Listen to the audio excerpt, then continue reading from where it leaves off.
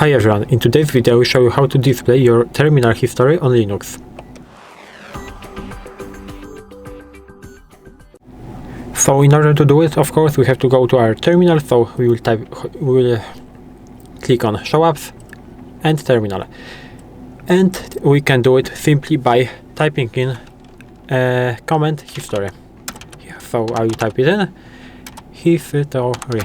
And as you can see, you have all commands that I used before in our history. We can of course minimize that. For example, I want to see only 10 last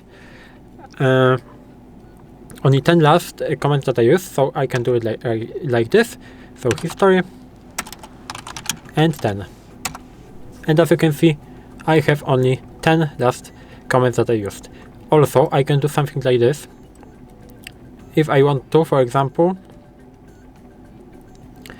use this ls this list command, I can type in exclamation mark and the number of this in the history. I think it should work. So exclamation mark 44, 45, and as you can see, this is an ls and it works. For example, I can now maybe move to our documents directory by typing in exclamation mark 54, and as you can see, cd documents, everything is working. You can use it like this. And how to clean your history, because my history is